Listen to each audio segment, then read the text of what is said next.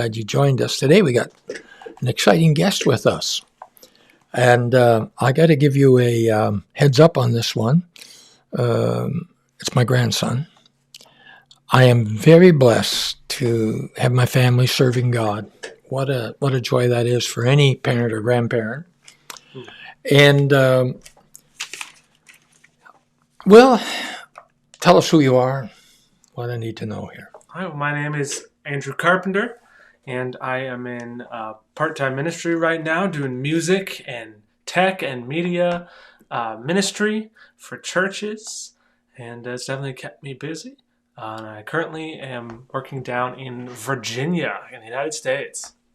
Now, family-wise, you married? Yes, I'm married. I have a wife, no kids, and she is also leading worship at a church as well, and then helping another church out. So, Now, Andrew, I've watched you grow up. You were a graduate here of our Bible college, and how long have you been now since you graduated? What was it, 2015, I think? So we're Wherever that is. like 7-8 years now. Oh, where's the time into gone? ministry. We all say that. Where's the time gone? That's right. I first started traveling, as a musician, and evangelists would hire me, and I'd travel with them, and that got me like 60 to 80,000 miles a year, just driving to all these different churches, and the Lord's really opened up a lot of doors there, and that's what led me down into Virginia. So one of the gifts that we've seen develop and you feel is probably quite strong is what? One of your gifts. Well, helping churches out, the gift of helps. Gift of helps. And Corinthians talks about that. Yeah. But I know you're a musician and a singer and all of that too. Right. But today I think we want to talk about helps. Yes. And quite often I think a lot of times people look at helps as, not being that big. But actually it's extremely big. Right. When we go into 1 Corinthians chapter 12, and it says there in verse 28, this is really brings it home. And God has appointed in the church. Like, lots of times we're thinking, well, it might be my idea. I think that whatever we are in the church, even the church, I feel that God guides us there. He places us there. And that's why we always have to know that we are in the will of God. And not just our callings and gifts, but every aspect of our Christian life and ministry is God-directed. Absolutely. And it says in 1 Corinthians 12:28, God has appointed in the church, first apostles, second prophets, third teachers, then miracles, then gifts of healings, and look at this, helps. It's up there near the beginning of the list. It's right up in there. Administrations, various kinds of tongues. So helps is very much Bible supported, very much God ordained. So how did you first start feeling that you had this gift, or was there anything? Well, there was a couple churches that I worked at that they didn't really have many people to really step up and to volunteer doing different things. For example, fellowship dinner. Who's going to pull the tables out of the closet, throw the tablecloths on them, put the plates on the table, start serving the food? Who's going to clean up afterwards, mop the floor from all the kids spilling food everywhere? Right? A lot of churches might not have a lot of people in order to do those things, the logistics, the setup, the tear down.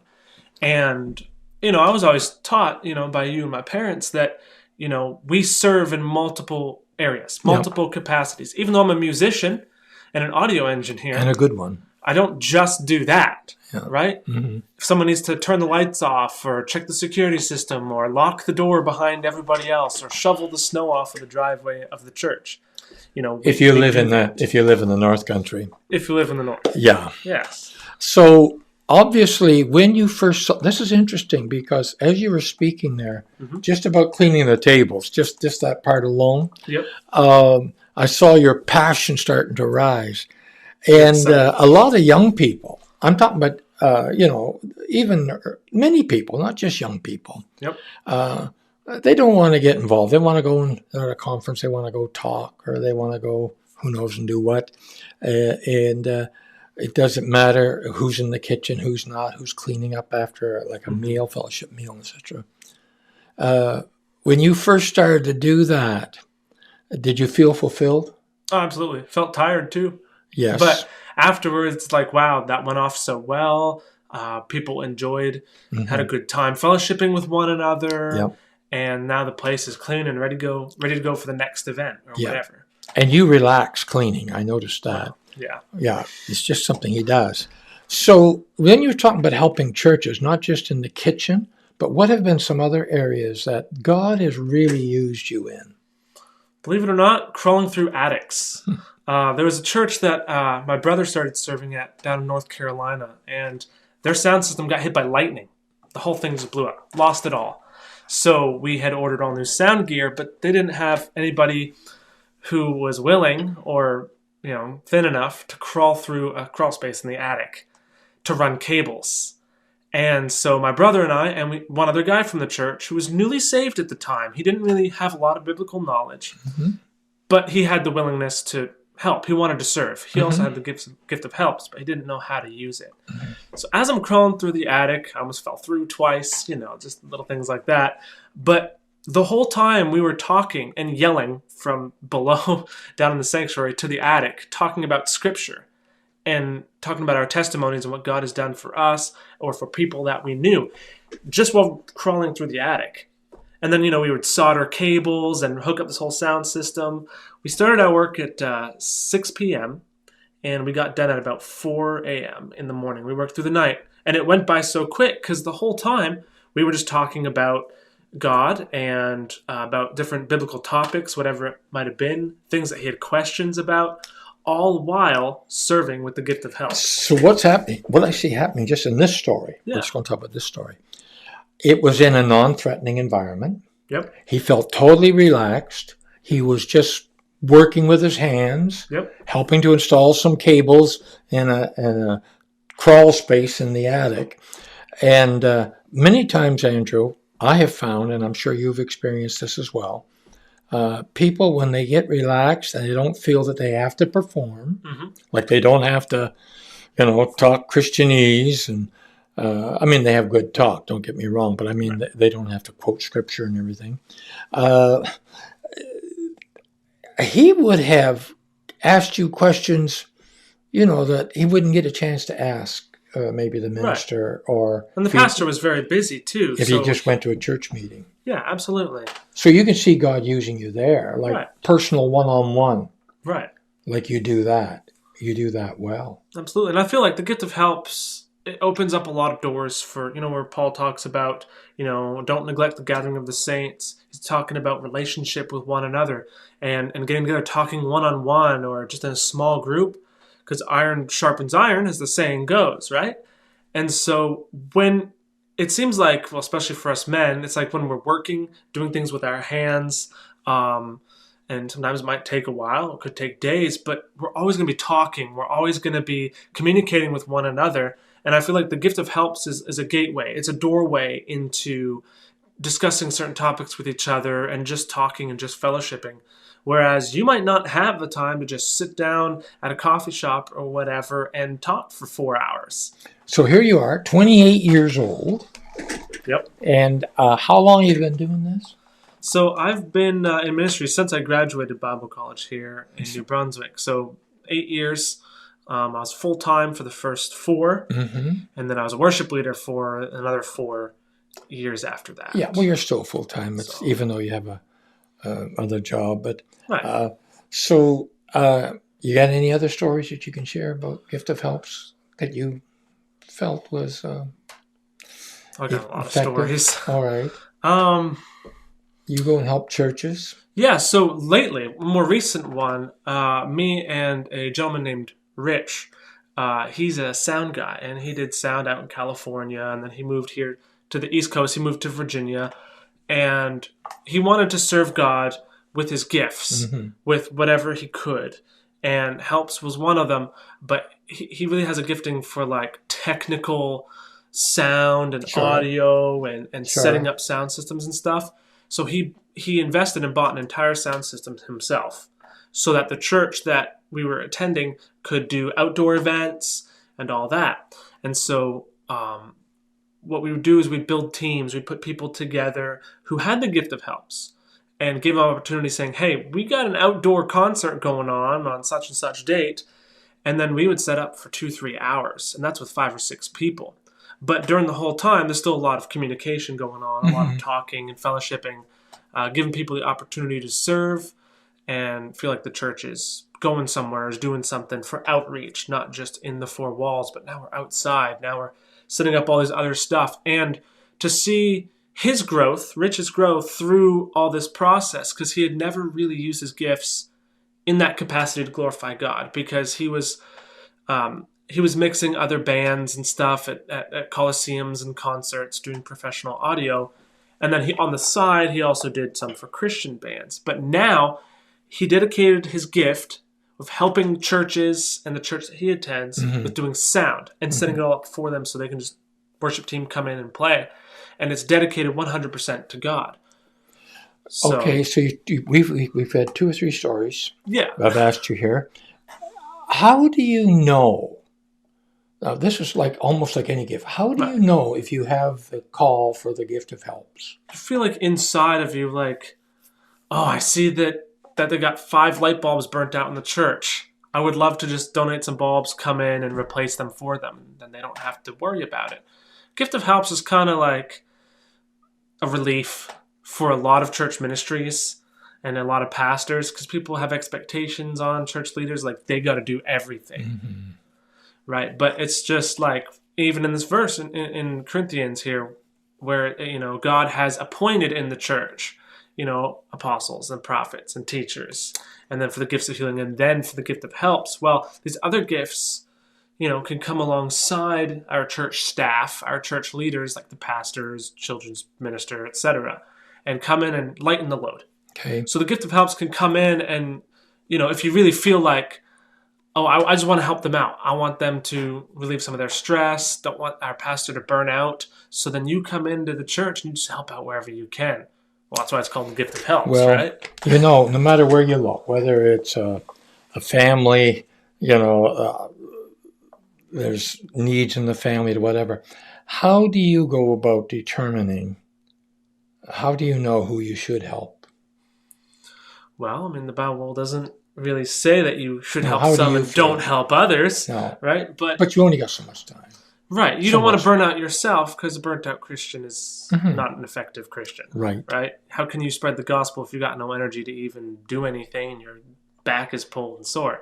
So you kind of got to, figure out the priorities. Like, oh, well, if they're my family, then they're a priority before helping out friends and stuff. But just do what you can, but don't, So you would prioritize. Have you ever helped out strangers?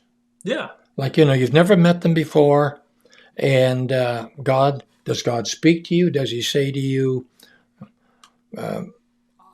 you sense, I need to help them. I've got to help them. Do you ever get that sense? No, but I do have one story here. Okay. I was working just cleaning up cables and organizing at the church I was the worship leader at.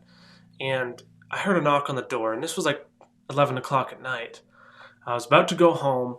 I heard a knock on the door, which was odd for that time of night. Yes, of course. And so I go to the front door of the church, and there's a homeless gentleman that came up. And he's like, I saw the light on. I saw your truck here. He's like, I need help. I don't have a phone. I need to make a couple phone calls, and I need to get to the closest homeless shelter. Right? So I was like, let me see what I could do. And I walked into the room. I'm like, okay, Lord, guide me here, because I have no idea what I'm doing. Yes. And I don't know if it's legit, if it's real, or if he's just going to want to ask for money or whatever. But he only asked where the homeless shelter was and if I could drive him there. Well, long story short, we called. They were closed. And they were closed down due to COVID that was going on. And so there was nowhere for him to go.